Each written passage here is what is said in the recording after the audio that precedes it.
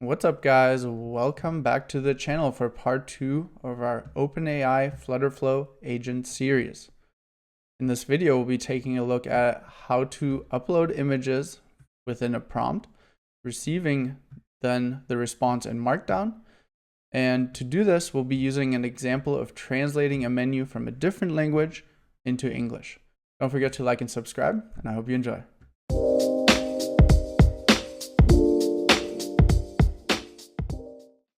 All right, let's jump right into it. So the way we're going to do this is in 3 main steps. Number 1, we're going to update the assistant. Number 2, we'll update the UI and also tie the assistant in. And then the last thing we'll do is test. So let's get started by updating the assistant. We'll go into FlutterFlow, go over here to the agents, and we already have an assistant set up here from the last video with the API keys and everything. Let's just go ahead and duplicate this guy, and we'll call this agent, let's call it menu analyzer. Okay. So in terms of the description, let's just update this. This agent is for analyzing menus and translating them to English. In terms of the provider, we're still with OpenAI. We're still using GPT-4o. For the request options, we're going to add an image here. And then we want the response to come down in or come back with Markdown. Now, the reason we want Markdown is so that we can have some more formatting, which will be useful if we're analyzing a menu. And let's get rid of these preloaded messages. And then we need a prompt. So in terms of the prompt engineering, we're going to do a little bit more this time. And essentially what I did is go to ChatGPT and ask it to write a prompt for me. So you can see here, write a prompt for an OpenAI assistant that is supposed to take the image of a menu in a different language and translate it to English. Now we could pretty much just use this as the prompt, but we're going to actually use this response here, which has a little bit of additional guidance in terms of the steps, right? So here it's going to essentially say, do this in 4 steps, detect the language, translate it, preserve the formatting. This is where the Markdown will come in handy. And then essentially infer anything that's unclear or mark it as unclear. We'll go ahead and grab this prompt, and we'll just throw it in here. Okay, so let's go ahead and publish this, or we'll deploy it. And while that's happening, we'll get started with the UI. Okay, so to get started with the UI, let's go ahead and just duplicate this page so that we can keep some of the formatting. And let's call this the menu upload screen. Okay, so let's get rid of these text fields here. We'll go ahead and add some widgets here. First, we'll start with a button. And let's say button is called upload image. We'll break out all of this out nice and clean so that we can test everything individually. So first we're going to here add the upload/save media, and we're going to go Firebase, go either camera or gallery, that's fine, and we're not going to allow images. Okay, cool. So that is our upload action. Now go ahead and add an image in here, and what we're going to do is take the uploaded file URL and display that here.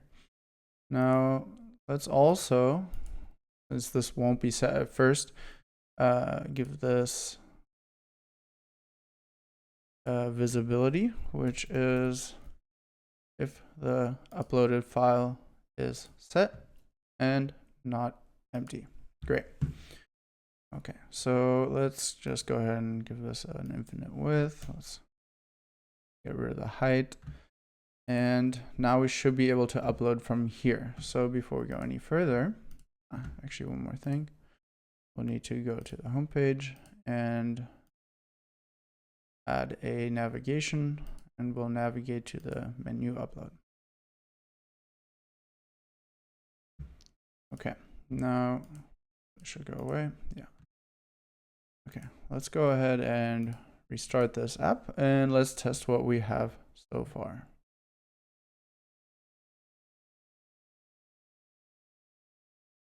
Upload image. Go ahead and grab one of these menus that I've uploaded and boom, there it is. Okay, cool. So by now our agent should have deployed. Yep. And now we can keep going. So let's go ahead and add in another button here. And what we'll do with this one is say translate menu. Okay. So with this button, we'll go ahead and go on tap, add action, go ahead and send an AI agent message to our menu analyzer. We'll give this a conversation ID. Now this needs to be unique across all agents. So we'll go ahead and just use the user ID and say underscore menu.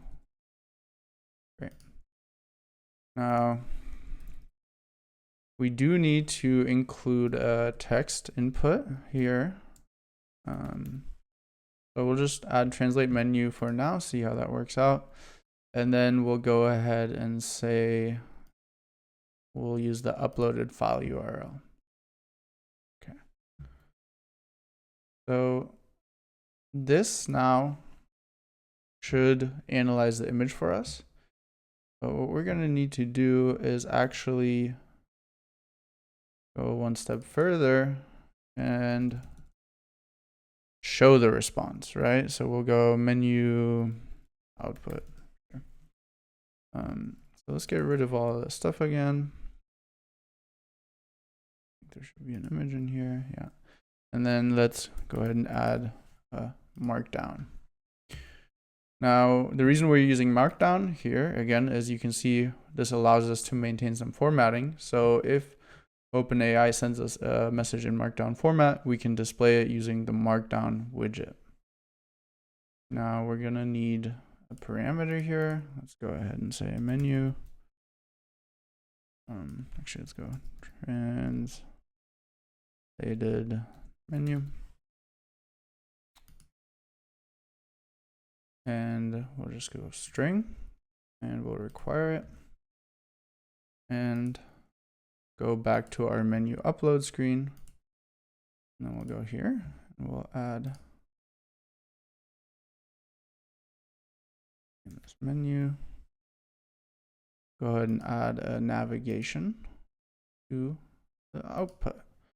We're going to pass our action output, which is the menu. Okay. So now if we did this correctly, what should happen is we can upload an image, and then we'll translate it, and then it'll take us to the menu output and display it here in the markdown. So we have the parameter passed in. Last thing we need to do here is set it to that parameter. Okay. Let's give it a try. There we go. Load an image, gallery, use one of these menus. There it is, and then we'll translate it.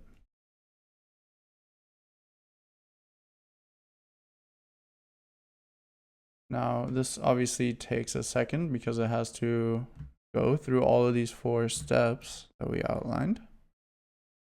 But, okay, we'll have to add a little scrolling here. But look at that, it came in. It included the original text as well as the translation. All right, not bad. So let's make this a little bit better by going here to the menu output. Go ahead and just make this container scrollable. And let's reload this. And let's try one of these menus that's a little bit more complex. Okay, let's upload the image, go gallery. We'll use this medium complexity one here to see how it does with a little bit more complexity. And then let's see what it does. Okay, now we have a blank screen. So this usually happens when you have an issue with something expanding incorrectly. So obviously we made this scrollable. That changes things. So let's have a look at what's happening here with this markdown. Okay. You can see here that it is on this last setting, which is expanded, which will make it fill space, which is obviously an issue if you are in a scrolling container. So let's go ahead and just bring it over here to the default, which means that it's only going to take up as much space as it needs. So go ahead and reload that. And just try again. So this is one of the reasons why I really recommend testing often, and after adding, even just some layout elements, because, you can imagine if we add, 5 pages, 100 different widgets, and the page doesn't load, now you have to go hunting for the widget that's causing the issues. So let's go ahead and try this again. We'll go gallery, upload this medium complexity one, and we'll translate. Now, hopefully this change we made here with the expansion fixes this issue for us, but we'll see. Cool. And it did, and we can scroll. Okay, wonderful. So looks like translated everything. Now, if everything's correct, that is an open question, but looks pretty good to me. Definitely would get me to the point where I could order. Cool. Okay, so naturally there are a few things we could do here to fine tune the model. We can give it some extra instructions, like don't include any extra text outside of the menu response. Maybe we don't need the detected language up top that you might have noticed. And one thing that I like that it did the first time, but not the second time, is include the original language as well. So that could have been good to include. So of course there are plenty of things you can do here to fine tune, but this should get the API call up and running. All right, thanks so much for watching.